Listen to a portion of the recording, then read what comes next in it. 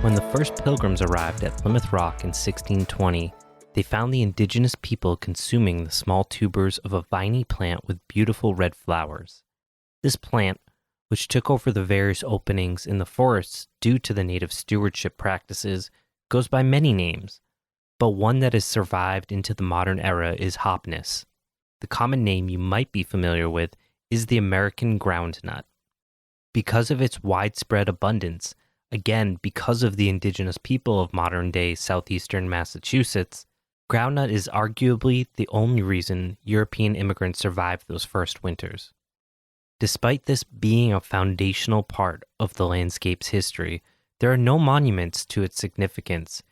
It's not the focal point of a national holiday, and it remains virtually unknown to most Americans. The American groundnut represents a common thread in indigenous crops in North America and represents a pivotal point in the evolution of the diets of indigenous people. Like many crops, it had been selectively cultivated from warmer southern climates, and we can tell by the fact it cannot naturally breed in northern climates, such as, say, Massachusetts, where they were harvested by the Pilgrims. We now know that there are varieties of persimmons bred for cooler climates, and warm weather crops like corn had only recently reached northern parts of the modern United States at this time. History imagines these stories to be static, but the arrival of the Pilgrims acted like a cleaver against the unfolding thread of time. Let's fast forward. Today we understand that groundnuts are not only flavorful, nitrogen-fixing, and perennial, they are incredibly healthy foods. Remember those clearings I had mentioned in the forests where indigenous people harvested the tubers? Planting nitrogen-fixing food crops on lands that had already been exhausted from annual crops seems like the best way to produce food while restoring the same site. While I've heard of no documentation supporting this theory, and it's completely fabricated by my own inclinations, it would make a lot of sense, and it wouldn't be the first application of nitrogen fixers that produced crops that we've covered on this podcast. Despite this plant offering so many resources, it wasn't until the 1980s when Louisiana State University developed a groundnut breeding program aimed at improving tuber size with the long-term goal of bringing a new crop to market. The program didn't last long despite its very early on successes. Today, the remnants of these efforts exist in remote quarters of edible plant nurseries, where the LSU varieties are quickly sold to an increasingly interested public. The LSU story is a tragic one. Dr. Bill Blackman oversaw the groundnut research project and moved away from Louisiana with the expectation the project would continue on without him. Unfortunately, that was not the case. Through an extraordinary set of circumstances, I was able to speak with Dr. Blackman to discuss the research and a bit of what he's up to today. Despite the fact that it's been nearly 40 years since his tenure at LSU, and the fact he's nearing his 90s, he's still growing groundnuts and remains optimistic about the future of the crop. It was an absolute honor to have the opportunity to speak with him, and I genuinely hope he understands the reverberations his work has had on a new generation of farmers and myself. And with that, let's go to the interview. I hope you guys enjoy this one. It's one of the most special conversations I've been lucky enough to have on this entire podcast. Moment of truth. I know you were working on it for a while. Could you tell me a little bit about why you chose the groundnut when you guys started researching it? I had a research associate just love wild plants. And we got that, and we just basically gave it a try and thought that it had a lot of possibilities. You know, there's a good bit of it being sold now. I've sent out a lot of samples to different people, and then there's some seed companies that are selling it. But we got interested in it because it looked like it had good nutritional value, and it was a fun thing to work with. And then down in LSU, it grows down in Louisiana, it grows all over the place. And so we gave it a shot, and our first results encouraged us, so we proceeded on from there.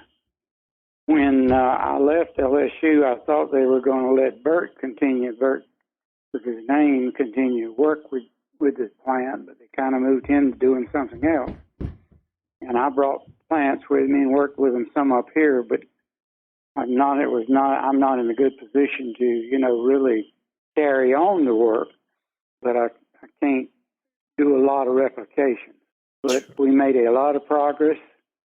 Like I said, there's several seed companies at one time that were selling them, and they have people that are growing them, and they also working on them in Korea. I sent them some samples.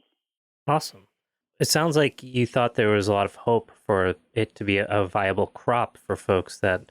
Yes, I do. I think if I had not left LSU, it might be a crop now.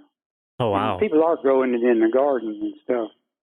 Thing is it has a high nutritional value and a pretty good taste to it, but it's a viney plant, and it's a little difficult to grow on a large scale. We were working on that and hoping to get some plants that weren't quite so viney. Yeah. But I was sorry that they didn't continue it, and that nobody is really, right now, as far as I know, trying to improve it. Now, Stephen Cannon up at Indiana, I think, but he did some work with it, but he was not in a good position. One of the problems we had, I'm jumping about a little bit, one of the problems with the plants that Bert and I developed is they were from Louisiana, and it's photoperiodically sensitive, so it's hard to do breeding work with those if you get further north. Yeah, that's something, I live in New England, and they exist around here, but yeah, they don't breed naturally in this area.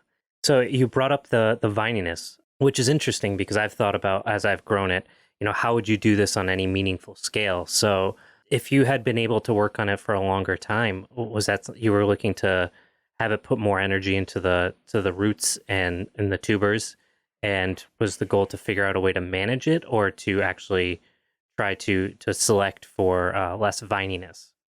Well, we were working with it. When you do breeding, you take what you get and see if you can adapt that. A good crop for somebody that's in a garden, and I don't know how hard it would be to mechanically, to grow big crops of it. Now, we also did some herbicide work with it where we were trying to develop, of course, this was for the breeding more than anything else, trying to develop a system where the weeds were not a problem.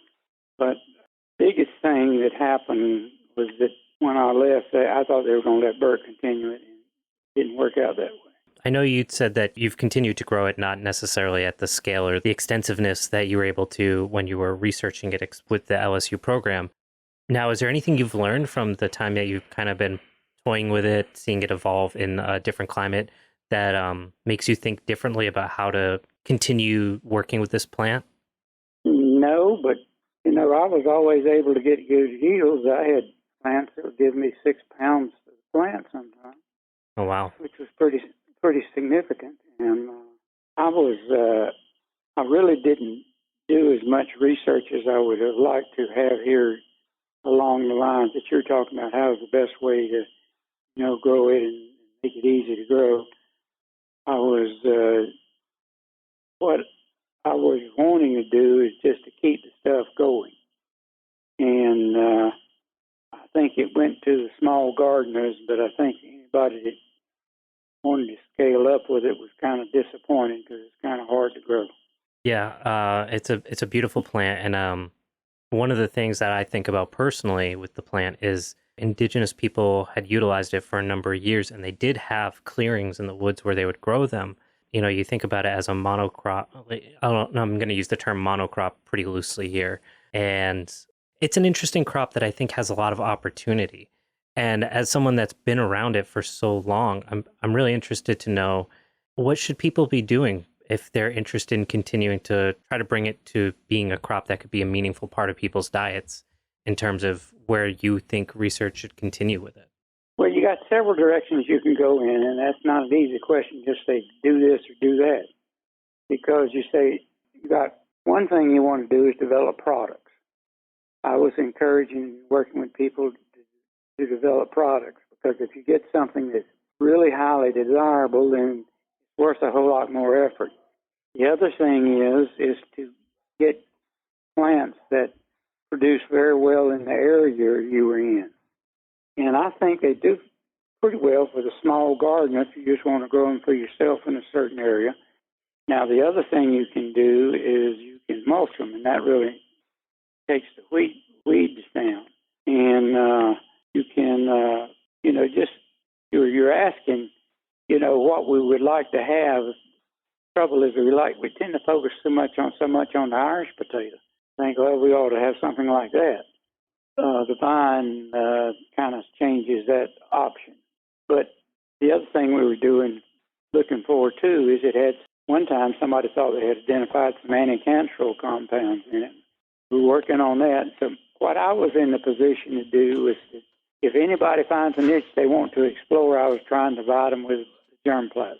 Growing it commercially, I don't know, big bunches of it, I don't know how hard that would be. I don't know whether anybody's improved on that or not. As somebody that grows groundnuts, I've been thinking about how does that over a longer term, what should folks like myself that are working and researching it, what we should be doing.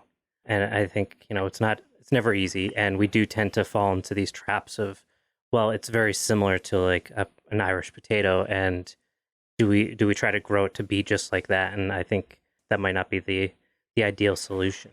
When you were doing the research at LSU, did they give you any feedback or guidance, or was it more of a... No, we were the ones that were doing all that. We started it.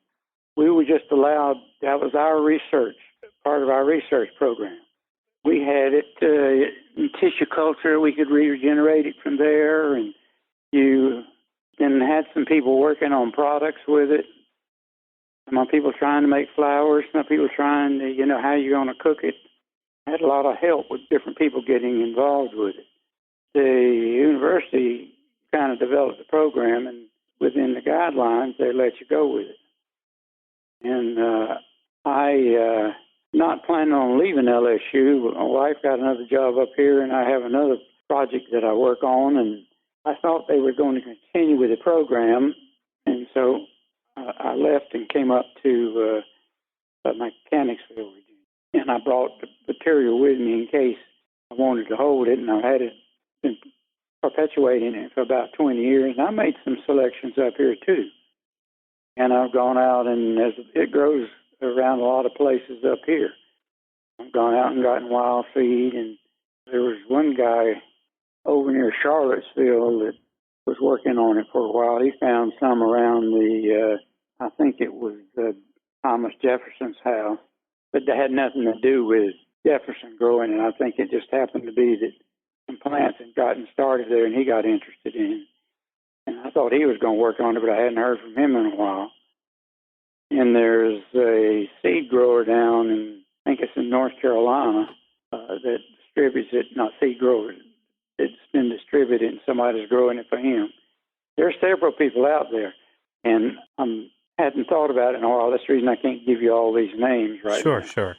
You've been working with this plant for, 50 years now, give or take.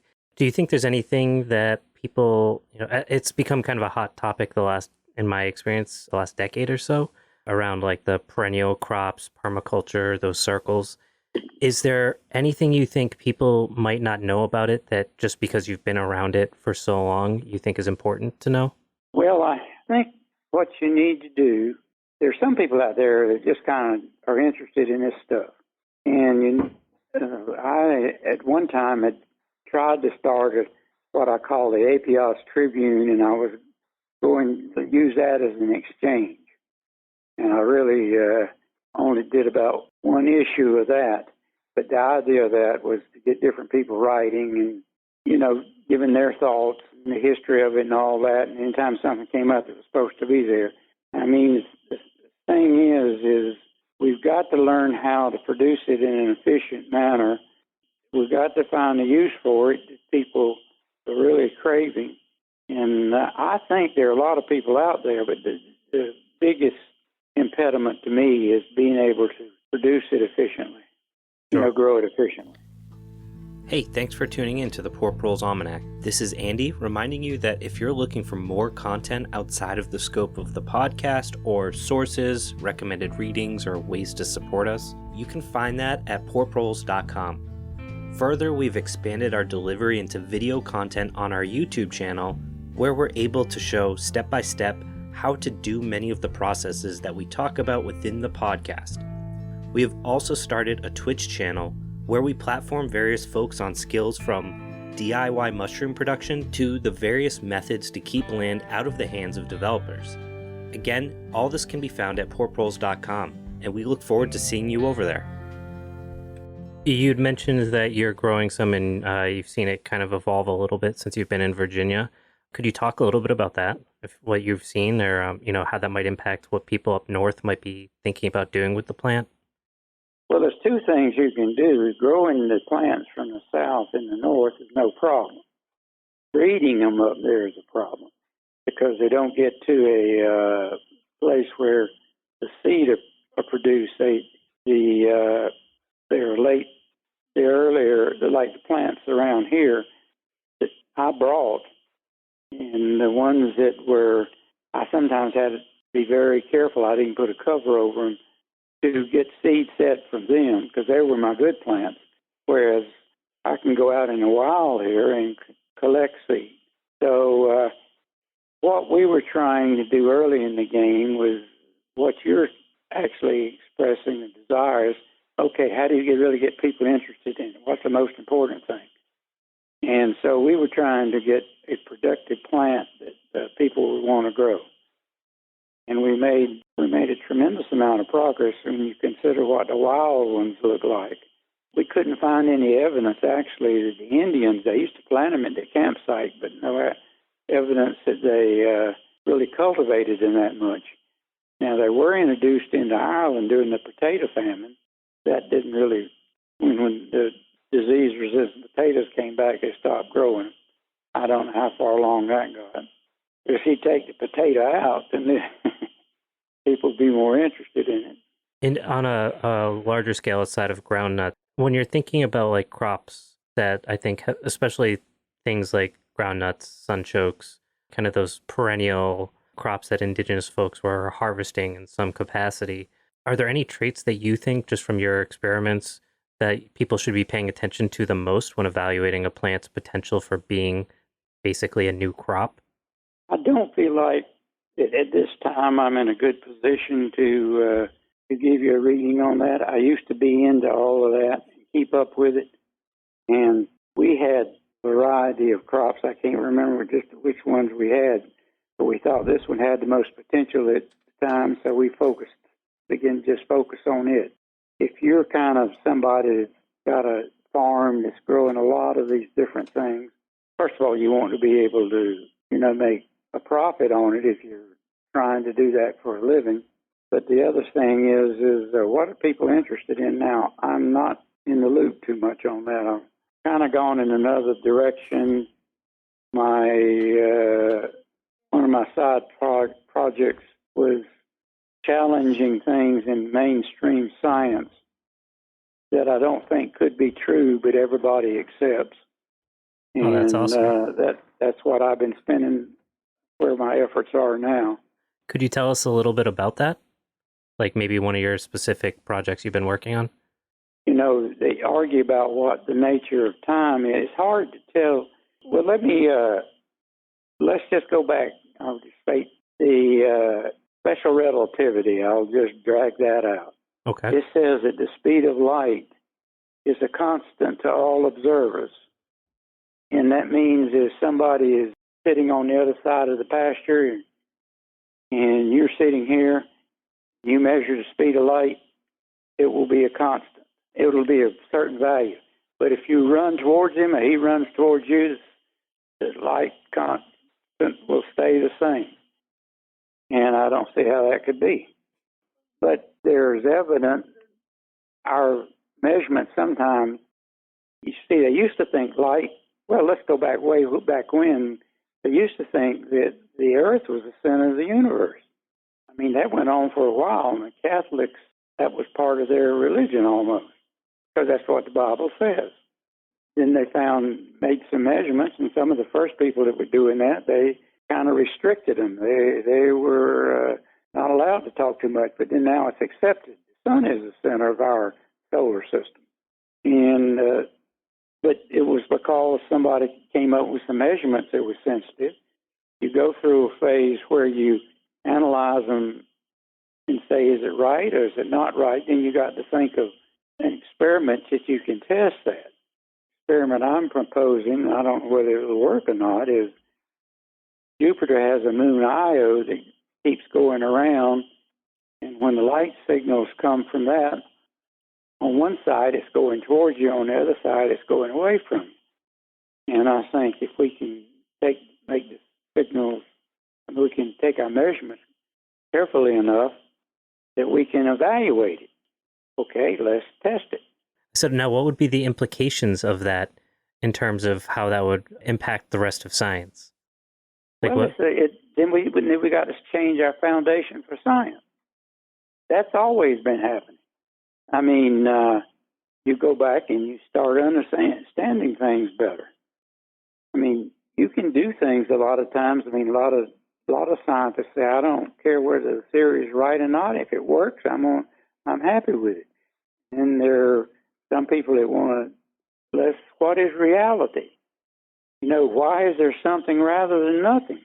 What is the basic unit of the something that we have? To me, more I look at it, more I think there's got to be a God in that mix. But we're focusing on the science part of it. Bill, you're a man of many different interests. I will say that.